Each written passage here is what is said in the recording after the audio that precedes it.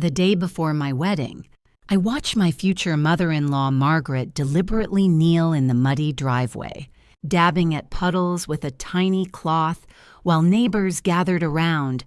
Coof, cough. I'm fine. She wheezed dramatically. Sophia likes everything clean.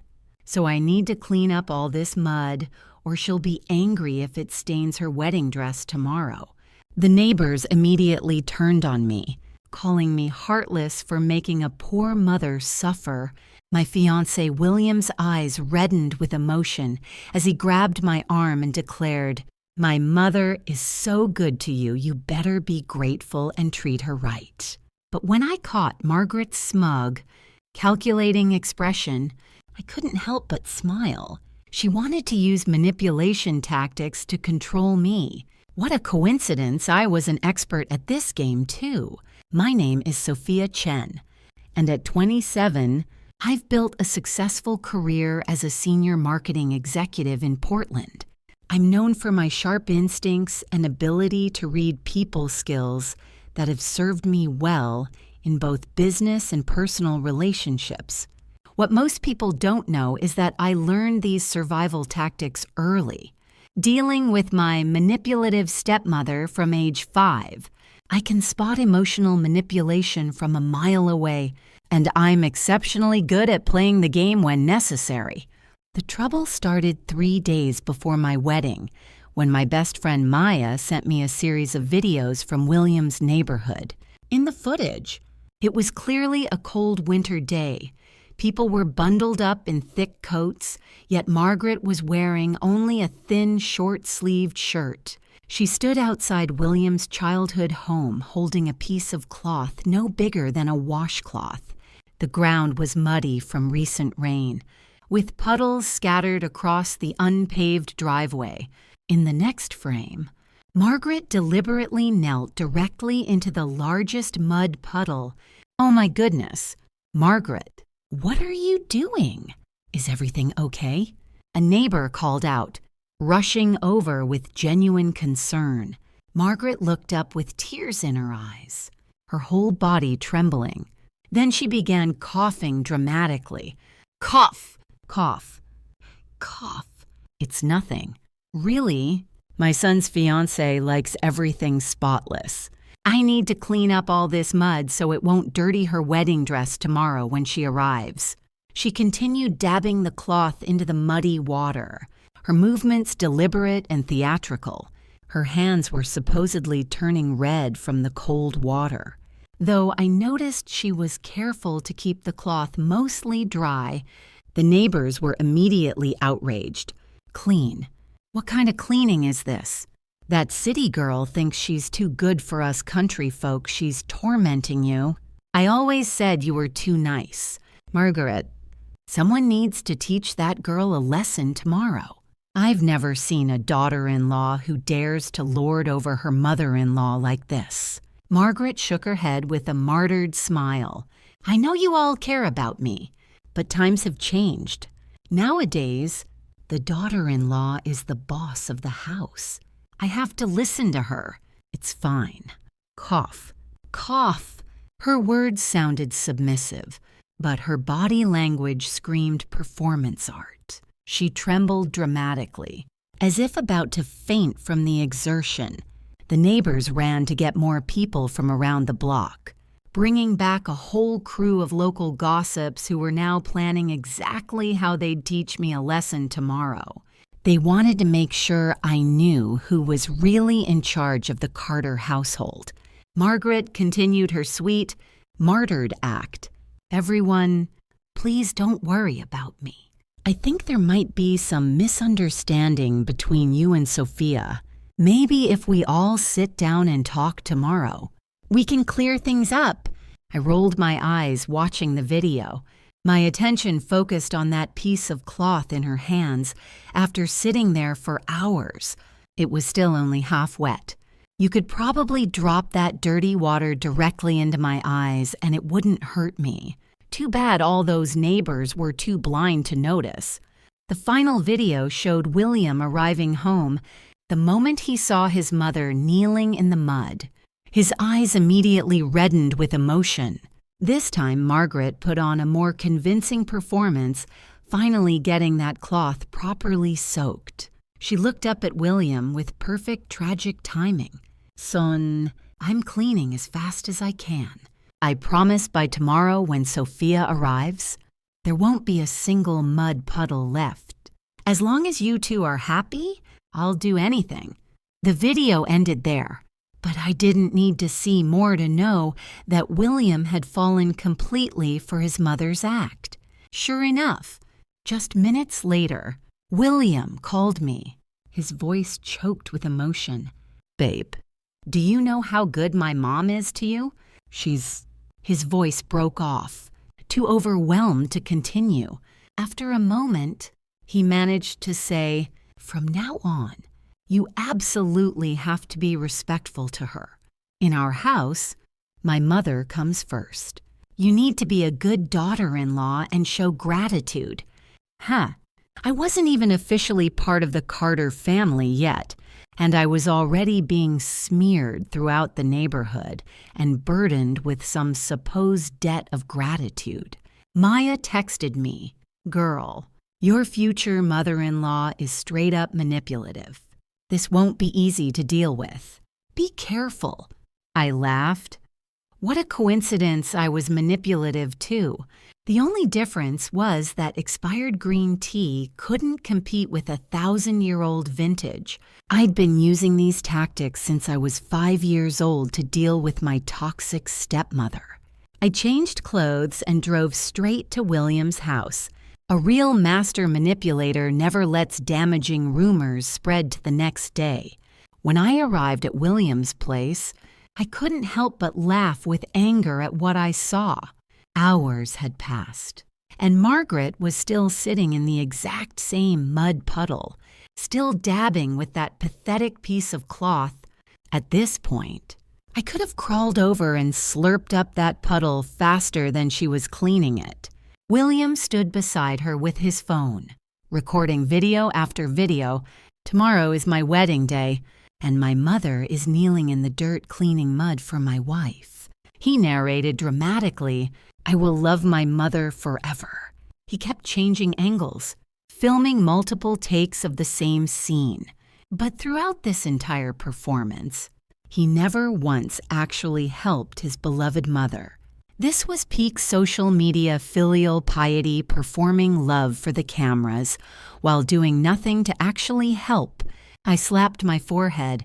This was what I got for being blinded by a pretty face and rushing into marriage. I was about to pay for my poor judgment. As I got out of my car, I hid my contempt and regret, replacing them with an expression of heartbreak. I ran toward them and dropped to my knees directly in the mud puddle in front of Margaret. Muddy water splashed all over both her and William. "Mom, why are you doing this?"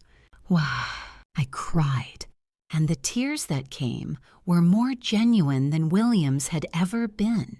Both mother and son stared at me in shock. William stammered an explanation about how I liked things clean, so his mother was doing this for me. But his argument grew weaker by the second, because while Margaret had at least knelt on relatively clean ground, I had thrown myself directly into the deepest, dirtiest part of the puddle. I covered my mouth and shook my head sadly. That's not true. William is the one who likes things clean. I only said that about myself to make him feel better. I deliberately shifted my weight, splashing more muddy water onto William's clothes. He jumped back, frantically wiping himself off with tissues. Meanwhile, I quickly grabbed the cloth from Margaret's hands and began actually cleaning the mud. In just a few swipes, I had cleaned the entire puddle, something that should have taken minutes, not hours, performing at this level for hours on end. Really, the neighbors standing nearby began whispering among themselves. Margaret couldn't stand it anymore and pulled me to my feet. "Sophia, honey, I know you understand, but this dirt is so messy. What if it stains your wedding dress?" That wouldn't be good. You rest now. Let me continue cleaning. William chimed in. Babe, look at how good my mom is to you. If you don't treat her well after this, you'd be completely heartless. I nodded obediently, agreeing with everything they said. From the corner of my eye, I caught Margaret's lips curving into a smug, satisfied smile. Her eyes sparkled with self-satisfaction. She thought she had me completely under control, but the next second, I spun around and shouted directly at William. I know your mother is wonderful, and that makes your awful behavior even more obvious. Your mother is working so hard. Why aren't you helping her? If you can be this cold to your own mother, how will you treat me? William, you've completely disappointed me. Maybe we should just call off this wedding. With that, I burst into tears and ran away from the house. I had to leave quickly if I stayed another second. I wouldn't be able to stop myself from laughing out loud. I circled around to the back of the Carter house and settled in to watch the show that was about to unfold. Time for these dogs to turn on each other. William chased after me for quite a distance, but couldn't find me. He tried calling, but I'd blocked his number hours ago. Frustrated and angry, he returned home. The moment he walked through the door, he exploded at Margaret. Mom, are you happy now? Margaret's voice was full of false innocence. I never expected Sophia to have such a temper. That's when William's brain finally started functioning again. This isn't about temperament. When the mother-in-law kneels down to clean dirt, it makes her son, her daughter-in-law's husband, look completely useless. What was I supposed to do when you did that? Drink the entire mud puddle? Margaret fell silent, not daring to say anything.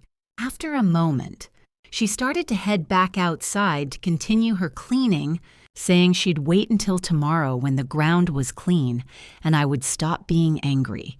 William exploded again. How long are you planning to keep up this act? You're the one who insisted we have the wedding in your hometown. If we'd had the ceremony in the city, none of this drama would be necessary. You don't want to suffer at all, but you act like you're making huge sacrifices. And this whole thing with cleaning mud with a washcloth, even a 3-year-old wouldn't do something so stupid. You could have spread lime powder, bought a red carpet, those cost like $5 a yard. Covering this whole driveway wouldn't cost more than $50 total. Please stop being so self-absorbed and creating problems for me. From behind the wall, I could hear sobbing coming from the yard. This time, I believed Margaret was genuinely crying. That evening, William transferred $8.200 to my account with a note reading, "Voluntary gift. No repayment expected." He begged me to please open the door for the wedding party tomorrow, promising that absolutely nothing else would go wrong. Looking at our marriage certificate sitting on the coffee table, thinking about all the good times William and I had shared before this, I nodded and agreed. After all, I still had business to take care of tomorrow. I wasn't done being angry yet, not even close. On my wedding day, I put on my dress and returned to William's childhood home. After a full night, the dirt road was still just as muddy and messy as before. I gently lifted my wedding dress hem and walked calmly forward. The train wasn't particularly long. I could have easily lifted it high enough to avoid any dirt, but I deliberately chose not to. With each step I took, my wedding dress grew heavier, collecting mud and grime along the bottom edge. William's face twisted with pain, watching his expensive custom-ordered dress getting ruined. He shot accusatory glances at Margaret, clearly blaming her for this mess. I just smiled even brighter. The wedding ceremony went smoothly. When it ended, I stood at the entrance handing out wedding favors to all the guests. In addition to wedding candy, There were bags of rice, noodles, cooking oil, and eggs, all bought with William's apology fee from last night. Everyone who received gifts beamed with happiness, especially the neighborhood women who'd been planning to teach me a lesson yesterday. Now their faces bloomed with joy as they grabbed my hands and wouldn't let go, showering me with compliments. This girl is so generous, beautiful as an angel, and with a heart of a saint. If you ever need anything, just come find me. When I speak, 10 neighborhoods around here listen. Margaret, your daughter-in-law is absolutely wonderful. You better treat her right, or I won't forgive you. Looking back at Margaret, her face had been pale since the ceremony started, and she was still forcing a fake smile that looked absolutely miserable. How pathetic. A few days after the wedding, Margaret acted completely normal, treating both William and me well. Unfortunately, William was still furious about having to pay for the ruined wedding dress and gave his mother nothing but cold treatment. After 2 days of this tension, William took me away from his hometown. As we were leaving, I caught the unwilling look in Margaret's eyes and knew she hadn't given up on her plan to tame me. Sure enough, just 2 days later, I received news that Margaret was in trouble. In her desperation to control me, she had truly gone to dangerous extremes. Suddenly, someone tagged William and me in the family group chat. Your mother has been on a hunger strike for 2 days. Aren't you coming back to check on her? Below that, someone else added mockingly. I saw Sophia posting pictures of hot pot today, grinning from ear to ear. Is she happy because her mother-in-law isn't eating? Tieska. William immediately tagged his mother asking what was wrong. Soon after, Margaret sent a voice message, her voice hoarse and weak. William, honey, I'm fine. Have you eaten? You and Sophia need to eat well. Eat well, drink well, eat my share too. Seeing this, other family members jumped in, trying to convince her to eat again. Margaret sent another voice recording, this time with crying.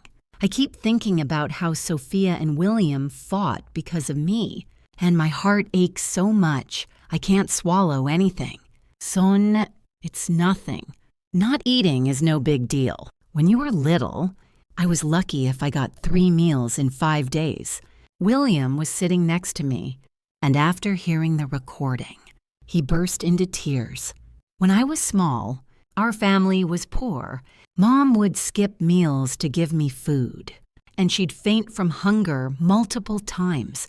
Now I have money, but she's still not eating because of me. I deserve to die. Meanwhile, in the group chat, everyone turned into keyboard warriors, starting to attack me. A new daughter-in-law causing her mother-in-law to go on hunger strike. How disgusting. William and Aunt Margaret always had such a good relationship. If there's trouble now, we all know who caused it. You can replace a wife 100 times, but you only have one mother. Someone needs to understand her place and stop dividing families. Absolutely shameful. William clutched his phone, crying like his parents had died. But he made no effort to defend me or explain the situation. Margaret then called me for a video chat. As soon as we connected, I could see she really had lost weight and looked gaunt. Sophia, don't pay attention to what people are saying in the group. I'll explain everything to them clearly. This is all my fault for making you feel wronged. You can scold me or take out your anger on me. Just please don't be mad at William anymore. When he's sad, it's like someone is tearing my heart apart. Her words sounded moving, but she didn't even bother waiting for my response before turning to look at William. William, honey, I miss you so much. I can't sleep at night. Just wondering if you've gone to bed yet. If you're staying up late, that's not good for your health. It's getting cold. Are you wearing enough clothes? Do you still kick off the blankets at night? You haven't posted anything on social media, and Sophia's friends list is all her people, so I can't see you anywhere. It breaks my heart. I think about you constantly. My son, as she spoke, she cried, and William sobbed even louder. Mom, tomorrow I'm coming to get you right away. I want you to see me every day. From now on, you're in charge of our house. I will never let you feel wronged again. It was quite the performance of loving mother and filial son almost moved me to tears too. Unfortunately, Margaret's makeup had started running from her tears, revealing her naturally pale lips with just a hint of pink lip balm, the classic look of someone faking illness, using the same old tricks again and again. This time, I'd have to play even harder. The next day, I pulled out an outfit I'd worn to a funeral, once a pure white dress with a black fabric flower pinned to the collar. I added a white hat and black leather shoes, looking exactly like I was going to a wake. When William and I arrived at the gate of his childhood home, I stepped out of the car and immediately began wailing. Mom, oh Mom, how did you end up like this? If something happens to you, how can I possibly live with myself? The moment I entered the house, Margaret's facial expression nearly cracked. Beside her sat several stern-faced women from the neighborhood, looking at me with disgust and hatred. What are you crying about? You jinx! Acting all dramatic when you're the one who caused this mess. Margaret quickly put on a tolerant facade. Don't blame Sophia. This is all my fault. And besides, I'm fine now. She tried to stand up but deliberately collapsed back onto the sofa with a dramatic thump. It might be low blood sugar from not eating for a few days. Really? It's nothing. One of the women immediately poured her a glass of water. Margaret didn't take it right away, instead sneaking glances at me as if she was afraid I wouldn't let her drink water, acting like everything she did required my permission, even drinking a sip of water. If she kept this performance up much longer, I was going to vomit. I opened my mouth immediately. Mom, when did I ever forbid you from eating?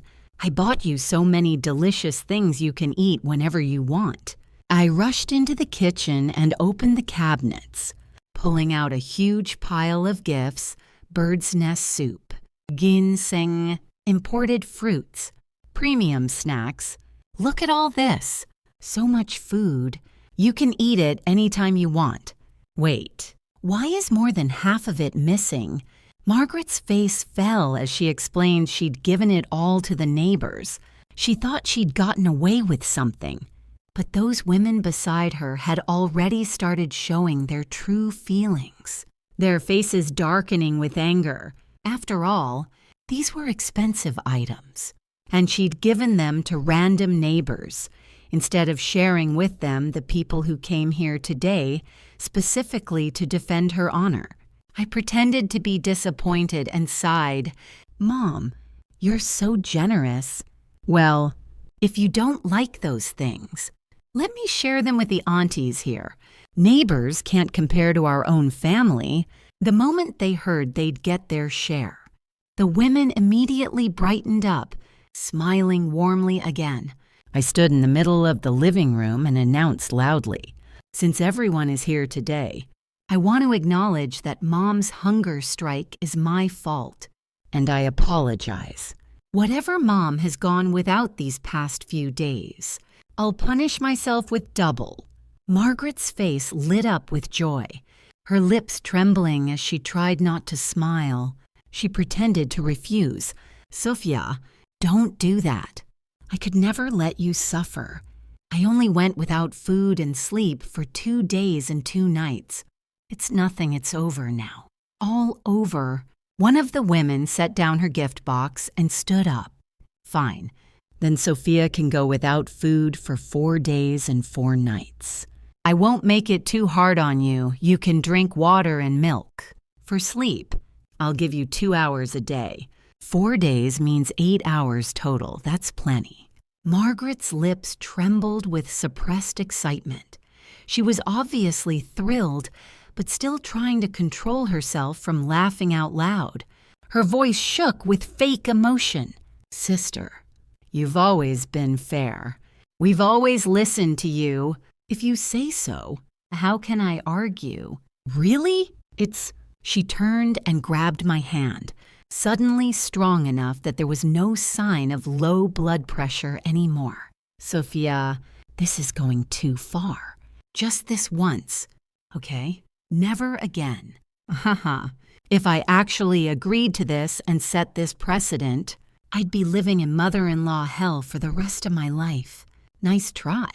I helped Margaret sit in the chair farthest from the TV. "Don't worry. Mom, I keep my promises. Whatever you've done these past few days, I'll do double.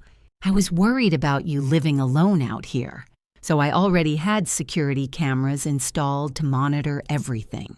Since everyone's here now, let's all watch together and see exactly how much Mom has suffered these past few days." The first frame on the screen shocked the entire room into silence. Margaret was slurping bird's nest soup like it was regular broth, holding the entire bowl in her hands. It was the first time in my life I'd seen someone drink bird's nest soup from a bowl that big. Beside her were 2 braised pork knuckles that looked absolutely delicious. Throughout that entire day, she ate 3 full meals, plus polished off 2 boxes of imported snacks. By evening, during her emotionally distressed hours, she began calling her friends to complain about me claiming I was vicious, stingy, and trying to drive a wedge between her and William. Only about 3% of what she said was true. The other 97% was complete fabrication and self-pity. Of course, she received nothing but sympathy and support from her friends. As she lay in bed eating potato chips while watching TV, she sneered. "The nerve of that woman trying to comfort me. Her 30-year-old son still doesn't have a wife. Can't afford a house in the city, poor as dirt. And that one with the voice like a foghorn. No wonder her husband cheats on her. If I were a man, I wouldn't choose her either. Then there's the one giving me advice about handling daughters-in-law. What a joke. She's the most gullible of all. I can tell her anything and she believes it. Her brain is smaller than a pig's. I don't even trust her judgment." The room immediately fell into dead silence. All the women stared at Margaret simultaneously, some looking hurt, others furious. Margaret desperately grabbed for the remote to turn off the TV, but the ringleader pressed her hand down. Preventing her from turning it off, I pretended to be confused. "Mom, is this what you call a hunger strike? You ate more than I ever could. So when I do my punishment, do I also have to badmouth these ladies like you did? But I don't know what to say about them. They're all so wonderful. Oh, wait. I remember now you used to tell me about these ladies." Margaret panicked and shouted for me to shut up. But the women weren't having it. They immediately covered her mouth and urged me to continue. I began pretending to be flustered, fidgeting with my sleeves. "It's things that you ladies have experienced, and Mom used to tell me that I didn't need to finish the sentence. They could imagine the rest themselves. After all, everyone has some embarrassing secrets in their past." Margaret was the type of deep-level manipulator who always pretended to be a good person. How could she possibly reveal other people's shameful secrets to an enemy like me? But right now, she was both panicked and confused, her brain not working fast enough to think clearly. Add to that, her image was already destroyed, and she'd just been caught shouting at me. The women naturally started believing I was telling the truth. The way they looked at Margaret now was like they wanted to grab knives and finish her off on the spot. William also looked completely disappointed and heartbroken. After all, he'd thought he was receiving the most genuine motherly love, but it turned out half of it was fake. His mother's hunger strike while she was actually eating more than he was. I pressed my phone, and the security camera continued playing. This was just the opening act. The real excitement was still coming. We reached the part where Margaret was crying and complaining in the group chat. She would send pathetic voice messages about being weak and frail, then immediately look in the mirror and apply makeup to create a sickly appearance. This 50-year-old woman was more skilled at makeup than I was. With just a few strokes of contouring and highlighting, she transformed her round, full face into a gaunt, haggard look. She covered her lips with foundation, turning a mouth that had just devoured 2 greasy chicken drumsticks into pale, bloodless lips. While doing her makeup, she muttered, "That bitch Sophia thinks she can control this household just by latching onto my son. This time, I'm definitely going to crush her." When she video called William, she cried heart-wrenching tears while pinching her own thighs, non-stop. No wonder she could cry so quickly, it really hurt. The moment she hung up, the tears vanished without a trace. That stupid boy is so easy to fool. A little stupidity is good makes him easier to control. I stopped him from moving to Shanghai before, and now I can make him voluntarily bring me to live with him. Perfect. I hadn't expected to catch such a huge bombshell. I'd heard about this situation before William had once been nominated for a transfer to Shanghai headquarters due to his excellent work performance. Somehow, that position ended up going to someone else instead. William was depressed about it for a long time. He'd been so close to a major career breakthrough and a bright future. Now it was clear Margaret had sabotaged it, seeing everything exposed. Margaret was genuinely terrified and tried to explain, but William cut her off. "If I believe you again after this, I'm a fucking dog. What exactly do you want? 'Cause trouble with Sophia and ruin my life.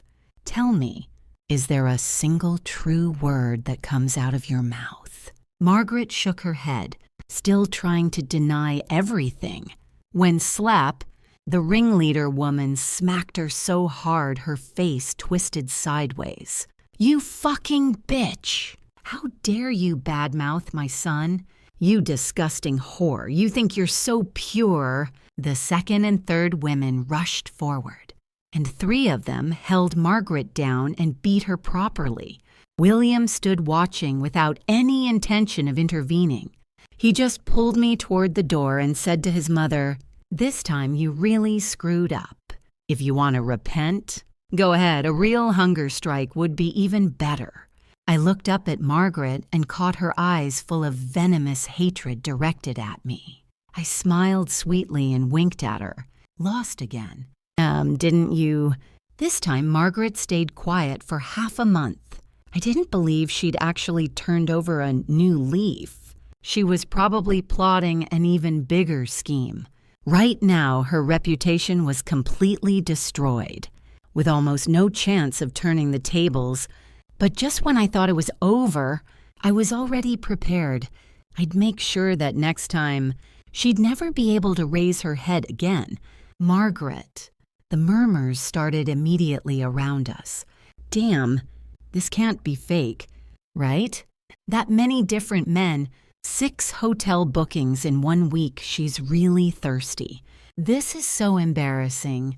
How can she show her face in public after this? Get away from here. I'm not sitting at the same table anymore. Sleeping with dozens of guys, she probably has diseases. Very quickly, our entire table was empty except for William and me. I looked up at Margaret calmly. "Mom, those hotel reservations aren't mine." But this time, William spoke first. "Sophia, are you still going to deny it even now? All the other information is accurate. Besides, the timing of your hotel visits perfectly matches when either you or I were on business trips. He slapped his own head and roared in fury. I've got a whole fucking prairie growing on my head. Margaret seized the moment to pour gasoline on the fire. I even called reporters here today and arranged for live streaming. I just wanted to witness you showing genuine remorse so you could live properly from now on. But you have truly disappointed us all. I turned to look. Sure enough, there were cameras and people holding phones streaming live, and this incident would definitely spread across the internet quickly.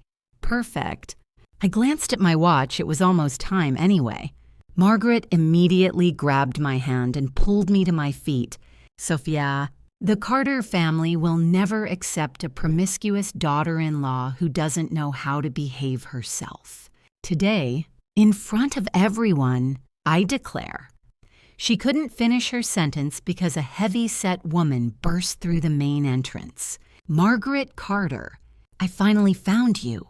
You old bitch. She charged straight toward Margaret, followed by 7 or 8 other women ranging from women in their 20s to elderly ladies in their 70s and 80s. The heavy-set woman reached Margaret and delivered a slap that sent her tumbling to the ground. You shameless whore. How dare you seduce my father? The women behind her all started shouting at once. So you're the one who's been seducing my grandfather, calling him honey and baby every day. You disgusting slut. You scammed all of my husband's retirement money. Another woman added, my husband wanted to divorce me because of you. Margaret's face showed genuine terror, but she tried to maintain her innocence.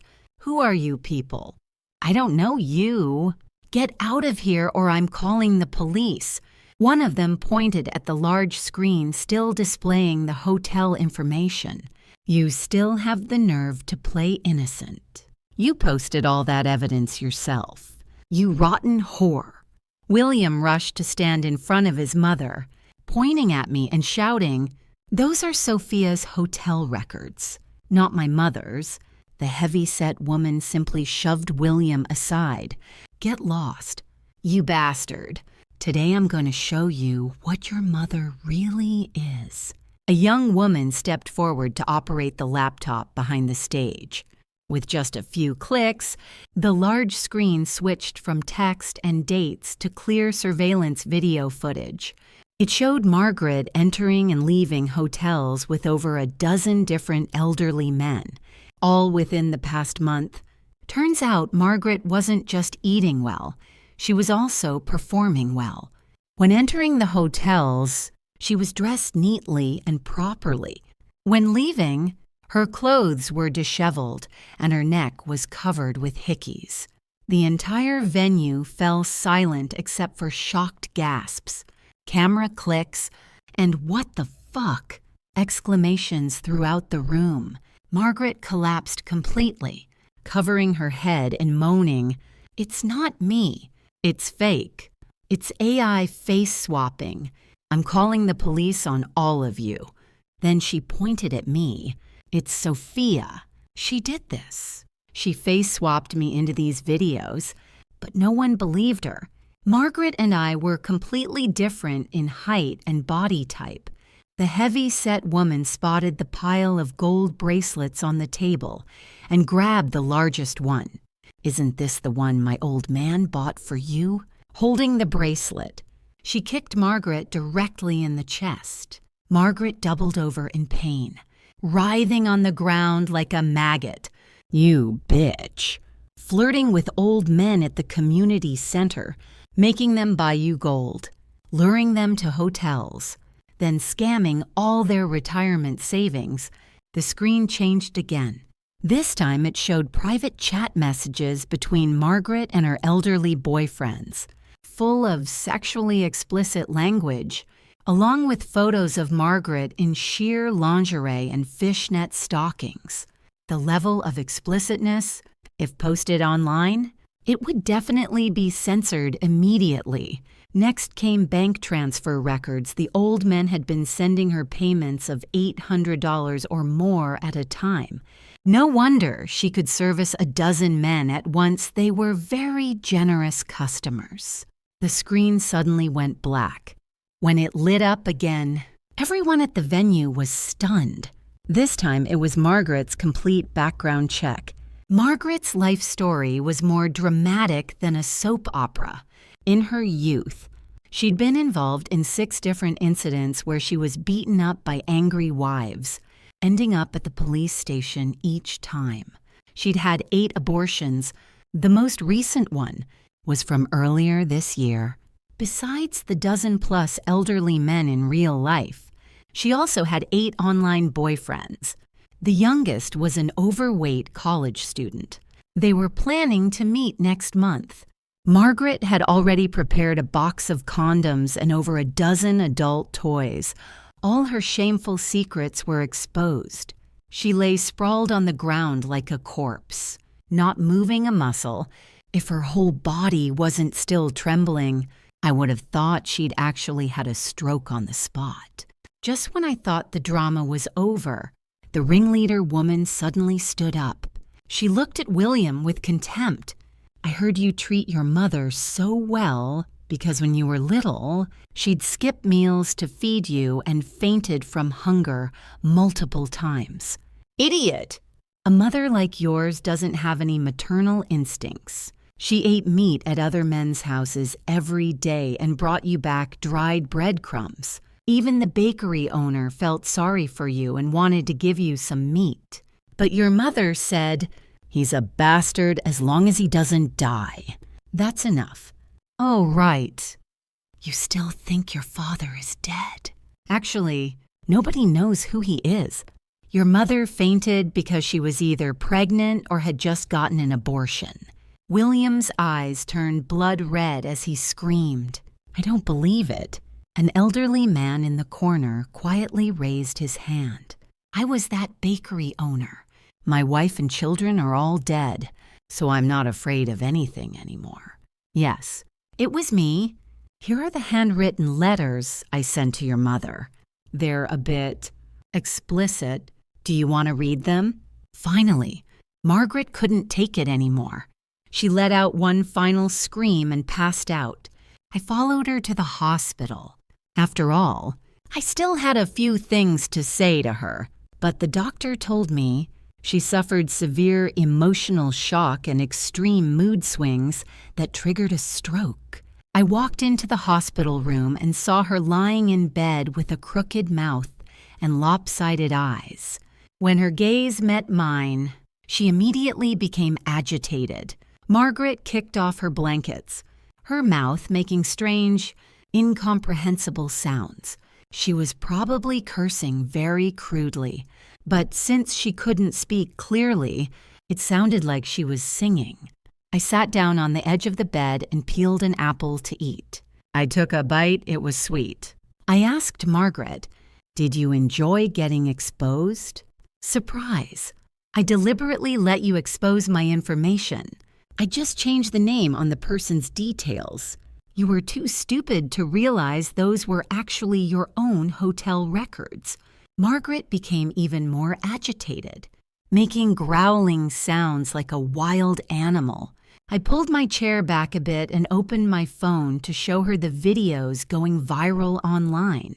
The headlines were sensationally dramatic.